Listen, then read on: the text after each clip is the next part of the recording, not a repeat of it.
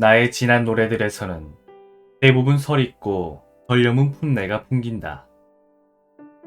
마치 한입 베어 물면 떫고 쌉싸름한 향기로 입안을 가득 채우는 연두빛 사과 한 알처럼 말이다. 그러나 그 풋사과의 시고 푸른 맛을 우리는 참아있지 못한다. 우리 모두는 바로 그런 설익은 맛의 기억과 같은 특징들 때문에 지나간 시간을 그리워하고 애틋해하고 뒤늦게 용서도 하는 것이다. 거기에는 훌륭한지 그렇지 못한지를 따지는 기준이 필요 없다. 마치 풋사과처럼 그 당시의 현재에 이미 그 자체로 충분하기 때문에 나는 왜 자신의 설익음에 대해서 그토록 너그럽지 못했을까? 그 파란 설익음이 존재하여서 붉은 농익음도 있다는 걸 무시하면서 지금은 내가 왜 완전해지기를 기다렸는지도 어떻게 완전해질 수 있다고 믿을 수 있었는지도 모르겠다. 시간은 우리의 눈앞에서 손등 위에 내린 눈송이처럼 금세 녹아 없어져 버릴 것이기에 만약 내 인생에서 어떠한 일을 언젠가 반드시 하겠노라 한다면 오늘이 바로 그날일지도 모른다. 그래서 나는 스스로에게 이제부터는 달리 말하기로 한다. 지금이 바로 글을 쓸 때, 그 일을 저지를 때라고. 어설프고 풋내나는 글일지라도 종종 써보려 한다. 나의 새파란 설익음을 당신과 함께 나눴으면 한다. 안녕하세요. 부크박스입니다. 이번에 읽어드릴 책은 심규선 작가님의 밤의 끝을 알리는 입니다. 그럼 좋은 시간 되시길 바랍니다. 너무 일찍 일어났거나 혹은 완전히 지새운 날 새벽이면 나는 안개처럼 켜켜이 깔린 어둠 속에서 노랫소리가 들려오길 기다린다.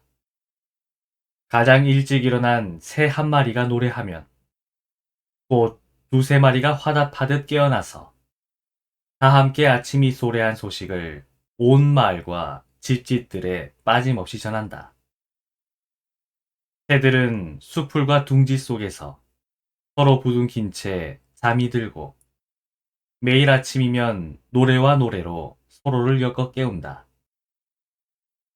그럴 때면 나는 종종 사람인 우리도 각자의 어둠 속에서 서로를 깨워줄 수 있을지 않을까 하는 기대를 품고 일어나게 된다. 두 팔을 벌렸을 때 의심 없이 와락 안겨오던 서로를 끌어안고 같은 이유로 동시에 울컥하던 나에게도 품에 안아 재우고픈 그런 작은 새들이 있다. 나는 그들을 위해 노래도 하고 글도 쓰고 부족한 재주를 짜내며 무던히도 계속 무언가를 전하려 한다. 어두운 시간은 다 지나고 녹음 짙푸른 아침이 온다고. 이제 쥐적이고 날아오르라고. 세상에 나가 너의 것들을 찾으라고. 그러나 정작 내가 노래하며 건네는 말들은 아직도 무수한 밤을 견뎌달라는 모진 부탁일 때가 많다. 낱낱이 내 것이었으며 의심할 바 없이 너의 것이었던 우리의 날들을 다시 되돌려 받으려면 이제 앞으로 얼마나 더 남았을까? 나는 가만히 어둠을 노려보면서 단지 깨어있기 위해 애써 보기로 한다. 그리하여 어슴푸레하게 밝아드는 어느 평범한 아침이 오면 서로 부둥킨 나의 작은 새들에게 밤의 끝을 알리는 첫 노래가 되어줄 수 있었으면 한다. 나무는 어디에나 있다는 점에서 우리와 닮았다. 나무는 그야말로 어디에나 있지만 어디에나 있으면서도 눈여겨 보아지지는 않는다. 길을 가다 멈춰서서 가로수를 뚫어져라 살펴보게 되는 경우는 잘 없으니 말이다. 그러나 무심코 지나치는 도시의 가로수 중에서 필사적이지 않은 나무는 아마 한 그루도 없을 것이다. 그 둥지를 쓸어내려 보면 늘 새까만 먼지가 손에 묻어오고 마음껏 뿌리 내릴 수도 없는 반평 남짓한 메마른 땅 위에서도 살고자 버티며 스스로 서 있는 존재가 바로 그들인 것이다. 그래도 때에 이르면 온통 푸른 잎에 휩싸이고 나름의 꽃도 피우며 꽃진 자리에 열매도 맺지 않는가. 우리 역시 그런 점에서 그들과 닮아 있다. 참 잘하고 있다. 나는 도시의 가로수와 같이 때때로 우리가 못 견디게 대견해진다. 나와 참 닮은 당신, 더 많이 사랑받아 마땅한 당신. 아직 덜 영그럽기에 멋지게 물들어갈 날도 더 많이 남아있을 것이다. 언 땅 아래 있어 아무도 몰라준다 하더라도 꿋꿋이 아래로 더 깊은 뿌리를 뻗어내리시라. 덩굴이 그러하듯 붙잡을 수 있는 것이라면 그것이 벽이라도 있는 힘껏 타고 오르시라. 그래서 숲을 이루고 결국 아름다운 군락이 되어 서로의 뿌리가 완전히 뒤엉키게 하자. 살을 애는 괴로움도 계절처럼 단지 흘러가 버릴 것이라면 도대체 무엇을 위해 당신의 존재를 꺾겠는가? 날 떠나지 말라는 내 곁에 있어 달라는 가사 속에 숨긴 뜻은 바로 이런 것이다. 숲이는 바로 그런 무늬와 별 위에서 쓰인 노래다. 나에게도 꺾여 부러질 것 같은 때가 있다. 그런 때가 오면 지체 없이 깊은 숲과 골짜기를 향해 간다.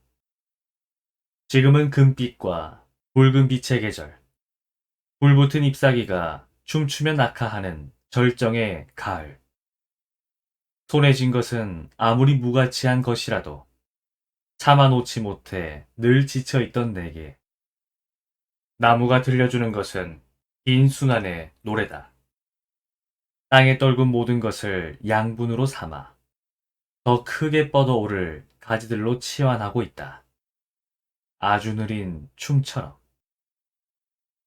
나는 깊은 밤, 혼자 땅바닥에 엎드려서 빈 공책에 시를 쓰는 아이였다. 시를 쓰면 꼭 소리를 읽으면서 박자를 맞춰보곤 했다. 운율이나 행과 연, 행간 걸침에 대한 개념 같은 것은 있지도 않았던 나이였지만 글이 음악적으로 맞아떨어질 때 가장 아름답다는 느낌을 받았던 것 같다. 쓴 것을 누구에게 보여준다는 상상조차 해본 적 없지만 행위를 지속하는 그 자체로 나 자신에게 내밀한 치유와 지적유의가 되었다. 아, 지금 생각하면 그게 바로 모든 것의 시작이었던 듯하다. 나는 매일 뭔가를 쓰고 불렀고 지금 이 순간조차도 그렇게 하고 있다. 그때와 다른 점은 이제 나의 시들이 제법 많은 사람과 함께 나누어지고 있다는 것뿐이다. 밤의 정원에서 노래하는 여인은 우리를 향해 이렇게 말한다. 여기 넘어진 채로 우리 함께 엉겨쉬면 어떠리. 나는 클림트의 그림 속 황금빛 존재들처럼 우리도 함께 엉기어 내적 혼융을 이루기를 꿈꾸고 있다. 어쩌면 그 일은 이미 일어났거나 우리의 생각보다 더 자주 일어나고 있을지도 모른다. 넘어진 뒤 피 흐르는 무릎 위로 욱신한 통증을 참으며 득달같이 일어서려 바둥대지 않아도 그래도 괜찮다는 것을 당신에게 전해야 했다. 나의 화법으로.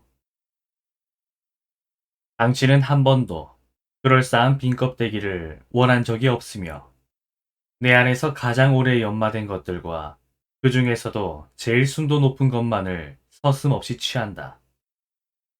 나는 진주조개처럼 내 살 속에 박힌 날카로운 조각을 끝없이 감싸고 또 감싸서 작고 영롱한 진주 한 알로 만들어 보려 애써왔을 뿐이다. 눈부시게 찬란하거나 대단히 화려하지는 못하더라도 내가 드리는 모든 것은 적어도 진짜임을. 깊은 밤, 깊은 잠, 깊은 밤. 이제 30대 중반의 나이.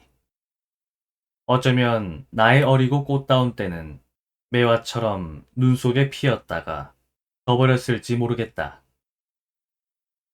마음껏 예뻐 보지 못한 것이나 그 나이 때 철없음을 전부 펼쳐보지 못한 것이 이제와 돌아봐도 나는 이상하리 많지 서럽지가 않다. 왜일까? 나는 다른 아름다움들을 본 적이 있기 때문이다. 노래들이 열매 맺어서 당신과 함께 나눠 먹은 기억이, 성긴 나무 그늘 아래서 함께 쉬었던 기억이 있기 때문이다. 오늘의 나는 걸친 누더기조차 없는 벌거벗은 마음으로 노래를 부른다. 밑창이 다른 신발 대신 이제 맨발로 뛰어다니며 무대를 밟고 훔친다. 굳이 나의 지난 시절 이야기를 새삼스레 여기 하얀 눈밭 위에 다시 풀어놓는 것은 눈꽃 같은 내 노래에 버신 당신에게 이 말을 전하고 싶은 이유에서였다. 왜 모르겠는가? 하나는 마치 추위와도 같은 것. 욕지거리가 나올 정도로 아프고 지독한 것이다. 하나는 우리를 창문 하나 없는 둥지로 몰아넣는다. 심지어 가난은 우리를 죽일 수도 있다. 우리가 그것에 적응해버린다면, 그리고 아무것도 달라지지 않을 거라고 진심으로 믿어버린다면 말이다. 지금 한겨울 속에 있는 나의 벗이여, 뛰지 마시라. 혼궁과 설움의 혹독한 추위에 눈은 어련히 녹을 것이고 가지는 기어이 꽃필 것이다. 겨울이 제 아무리 길다 한들 봄은 반드시 오고 절대로 온다. 누가 감히 오는 봄을 막을 수 있겠는가? 우리가 할 일은 단지 다음 봄에 자연이 이를 때까지 견뎌내는 것과 살아있는 것, 그뿐이다. 지지 마시라. 아름다움에는 우리를 치유하는 힘이 있다. 그 힘은 우리의 눈에서 안개를 걷어가고 삶의 전체와 세포들을 또렷하게 볼 수 있도록 한다. 우리가 삶 속에서 미세한 아름다움들을 발견할 때, 그것이 당신이 찾아낸 것이고 찾아내야 할 만큼 작은 존재였음을 인지할 때, 누가 알아주지 않아도 홀로 피었다가 사라지기도 하며 그 사라짐을 통해 삶의 유한함을 직시하게 할 때, 비로소 나의 존재의 구성 또한 실감하게 된다. 우리가 괴로움 속에 처했을 때도 그러한 보는 눈은 진가를 발휘한다. 나의 감정은 내가 아닌 나의 것이라고 믿으며 자신을 분리된 존재로 바라볼 수 있는 용기는 얼마나 숭고한가. 오늘 나의 처지가 어떤지에 관계없이 작고 거대한 아름다움들을 찾아낼 수 있는 눈은 얼마나 옳은가, 또 얼마나 강한가. 나는 가끔 오랜 산책을 하며 길가의 가로수를 만져보곤 한다. 나무의 겉껍질이 얼마나 부드러운지 직접 만져보고 싶어서이다. 나는 종종 걸으면서 마주친 구름의 이름을 떠올려 보곤 한다. 언뜻 잿빛처럼 보이는 우리의 세상이 얼마나 총천연색으로 가득한지, 하늘은 어떻게 매시간 다른 빛깔과 형태들로 자신을 그려내는지, 그러다가 알게 되곤 한다. 내가 얼마나 오랫동안 눈을 감은 채로 걷고 있었는지를. 그 모든 것을 볼 수 있고 발견할 수 있는 두 눈을 가지고서도 어쩌면 넘어지는 것이 당연했을지 모를 시간들을 지나 이제 나는 무언가를 통해서가 아닌 나 자신의 눈으로 아름다움을 찾아내길 바라고 있다. 단순히 보는데 지나지 않고 더 많은 것들을 그 안에서 수없이 발견해내고 싶다. 그러다 보면 언젠가는 그런 날도 있지 않을까 한다. 아름다움을 찾아내는 옳은 눈으로 내가 내 자신을 볼 수 있을 날이, 그리고 그 안에서 녹지 않고 투명하게 빛나는 자신만의 눈 결정을 발견할 수 있는 날이